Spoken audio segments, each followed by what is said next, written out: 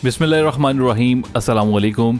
दोस्तों, पाकिस्तान तहरीक इंसाफ के जो रुकन असम्बली थे और इमरान खान साहब, इन सब ने मिलकर इस्तीफ़ा दे दिया है और अब इमरान खान साहब ने अब आवाम के साथ मिलकर तहरीक चलाने का भी ऐलान कर दिया है और इस चीज़ ने मुल्क के करता दर्दों को हिला कर रख दिया है।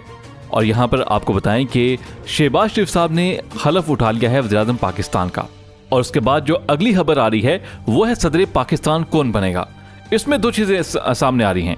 एक चीज़ ये है कि JUI वाले मौलाना फजलुर रहमान को सदर बनाने के लिए तगोदो कर रहे हैं, तो दूसरी तरफ जरदारी साहब भी सदर बनने के लिए पर तोल रहे हैं। तो अब सवाल ये पैदा होता है कि सदर कौन बनेगा। ये एक बड़ा सवाल होगा और आगे चल के बड़ा मज़ा आने वाला है कि जब हर पार्टी जो है अपना हिस्सा मांगेगी और ऐसे तरीके से मांगेगी कि समझ नहीं आएगी कि हो क्या रहा है। अब यहाँ पर एक और मज़े की बात बताऊँ आपको, जहाँ ये बात हो रही कि सदर जो है वो JUI का बनेगा या फिर पीपल्स पार्टी का बनेगा, तो वहीं पे MQM वालों ने इतराज़ उठा दिया है कि हमारे साथ जो मुआहदा किया गया है उसके बारे में शहबाज शरीफ साहब को बात करनी चाहिए थी, लेकिन उन्होंने कोई बात नहीं की, यानी कि उनका एतराज़ भी सामने आ गया है। तो ये भी एक बड़ी कार्रवाई हो गई है और मज़े की बात है भाई, ये आगे चल के बड़े कट्टे खुलने वाले हैं।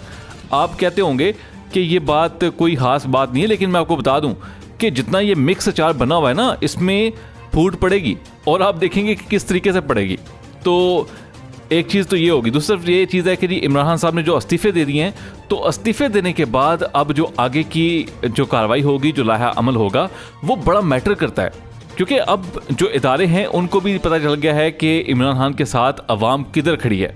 ठीक है, क्योंकि आपने कल रात को देखा कि जिस तरीके से पूरे पाकिस्तान में, और पाकिस्तान छोड़िए, पाकिस्तान से बाहर भी जहाँ जहाँ पे पाकिस्तानी मौजूद हैं वहाँ पर बड़े बड़े पैमाने पर एहतजाज हुआ है। तो पाकिस्तान के अंदर हर छोटे बड़े शहर में बहुत अवाम बाहर निकली है और वो भी एक कॉल पर। हालांकि इमरान खान साहब अपने घर पे मौजूद थे, वो निकले भी नहीं हैं, वो सड़कों पे भी नहीं आए, सिर्फ एक कॉल दी गई थी कि पुरअमन एहतजाज करना है। और आप देखें कि पूरे पाकिस्तान से लोग बाहर निकले हैं और ये बात सारे बंदे मानने को तैयार हैं कि वाकई यार बंदे निकले हैं। और ऐसा भी नहीं था कि उनको मतलब बसों में डाल के लाया गया हो, उनको पैसे दे के लाया गया हो, ऐसा कुछ भी नहीं था। ना तो उनको कीमे वाले नान खिलाए गए हैं, ना तो उनको आप कह लें कि बिरयानियाँ खिलाई गई हैं, कुछ भी ऐसा नहीं हुआ। लेकिन फिर भी अवाम निकली है। अवाम निकली क्यों है, सवाल ये पैदा होता है। तो सवाल पहली बात तो यह है कि इमरान खान साहब ने जो नैरेटिव बिल्ड किया है कि उनकी हुकूमत गिराने में अमेरिका का हाथ है, एक तो ये चीज़ थी। दूसरा, उसके ऊपर जो तड़का लगाया था शहबाज शरीफ साहब ने कि बेगर्स कांट बी चूजर्स, ये वो चीज़ है जो कि पाकिस्तानी अवाम के दिल को छू गई है और उसने पाकिस्तानी अवाम को, मतलब उसके अंदर जो गैरत का एक अंसर सोया हुआ था, उसको भी उजागर कर दिया। तो उसके बाद तीसरी जो चीज़ जिसने अवाम को इमोशनल कर दिया और अवाम को मजबूर किया कि वो बाहर सड़कों पे निकले, वो चीज़ ये थी कि इमरान खान साहब जब रात की टाइम था, जब उनको मतलब वो अपने घर चले गए वज़ीर-ए-आज़म हाउस से, तो उस दिन एंड पे, बिल्कुल एंड पे 5 या 10 मिनट रहते थे, 12 बजने में जब इमरान खान साहब जाने लगे हैं, तो उन्होंने सहाफ़ियों से पूछा कि मुझे बताएं क्योंकि बंदा रह तो नहीं गया कि जो मेरे मुखालिफ ना खड़ा हुआ हो। उन्होंने कहा जी सारे खड़े हो गए, हर बंदा आपके मुखालिफ है इस वक्त। तो उन्होंने कहा कि अब मेरे जाने का वक्त हो गया, यानी उन्होंने हर बंदे को एक्सपोज किया है।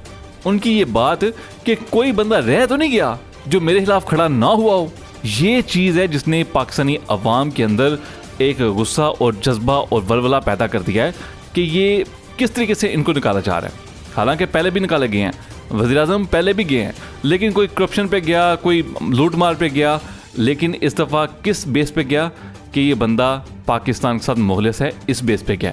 तो ये एक बड़ी, मतलब आप कह लें कि अब आवाम को रोकना बड़ा मुश्किल होगा।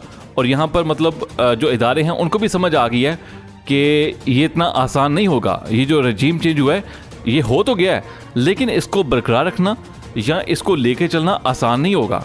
लेकिन यहाँ पर एक चीज़ जो मैं आप सब से कहना चाहता हूँ, जो एक चीज़ है वो बहुत ज़रूरी है यहाँ पे आपको बताना, बात यह है जी कि पाकिस्तान आर्मी के खिलाफ एक बहुत बड़ा प्रोपेगेंडा किया जा रहा है। इमरान खान साहब ने और अभी फवाद चौधरी साहब ने भी बड़े वाज़ेह अल्फाज में कहा, वाज़ेह अंदाज में कहा दिया कि भाई फ़ौज हमारा जो है वो कुल सरमाया है, हम फ़ौज के खिलाफ कभी भी नहीं बोलेंगे। और आप देखें कि इमरान खान साहब के साथ जो कुछ भी हुआ, जो भी उसके पीछे अवामिल थे, उन्होंने एक दफ़ा भी फ़ौज का नाम नहीं लिया। हालांकि जो सहाफ़ी हज़रात थे उन्होंने कहा था कि भाई ये जो मामला चल रहे हैं, आप क्या समझते हैं कि फ़ौज का इसमें क्या रोल है? तो उन्होंने कहा था कि हम फ़ौज के खिलाफ कोई बयान नहीं देंगे, क्योंकि हमारा वजूद जो है वो फ़ौज के साथ ही है। अगर हम फ़ौज को कमज़ोर करते हैं, अगर हम फ़ौज को कमज़ोर करना शुरू कर देते हैं, हम जैसे अरब स्प्रिंग चली थी वैसे हम पाकिस्तान के अंदर भी ये काम करना शुरू कर दें, तो भाई हमारा भी हाल वही होगा जो अरब ममालिक का हुआ। तो एक जो पाकिस्तान के साथ थोड़ी सी अटैचमेंट रखता है बंदा, वो कभी भी नहीं चाहेगा कि पाकिस्तान की जो फ़ौज है वो कमज़ोर हो। और बड़े वाज़ेह अंदाज में इमरान खान साहब ने और फवाद चौधरी साहब ने भी बड़े वाज़ेह और क्लियर अंदाज में कह दिया है कि जो भी बंदा पाकिस्तान फ़ौज के खिलाफ बोल रहा है वो तहरीक इंसाफ का नहीं है, वो तहरीक इंसाफ की आवाज़ नहीं बन रहा, वो मुल्क दुश्मन लोगों की आवाज़ बन रहा है। और ये बात बड़ी क्लियर है कि यार हमारी फ़ौज ने बहुत कुर्बानियाँ दी हैं।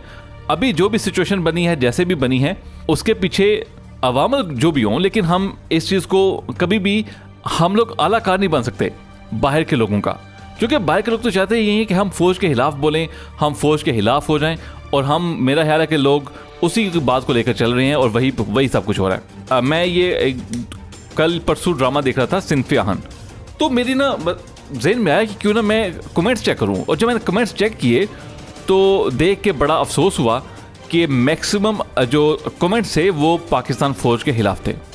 हालांकि वो पाकिस्तानी फ़ौज का ड्रामा था, पाकिस्तानी फ़ौज के बारे में ड्रामा है, और उस पर पाकिस्तानी फ़ौज को बड़ा सपोर्ट किया जाता था। मैंने पहले भी जो वीडियो थी उन पर भी कमेंट देखें, तो आज की जो वीडियो थी, जो आज की किस्त थी, उसके जो मैंने कमेंट्स देखे हैं तो मुझे बड़ा अफसोस भी हुआ।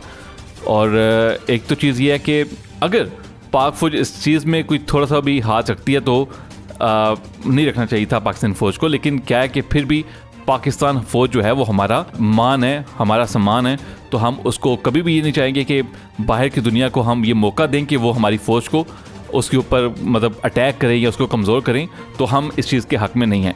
हम चाहे तो PTI के हो जाएं, नून लीग के हो जाएं, हम कभी भी ये नहीं चाहते कि जी हम पाकिस्तान फ़ौज के खिलाफ हों। तो बाकी सियासी जो वाबस्तियाँ होती हैं वो अपनी जगह पे होती हैं, आप भी रखें, हम भी रखते हैं, लेकिन क्या है कि फ़ौज जो है ना वो उस पर कंप्रोमाइज़ नहीं करना चाहिए।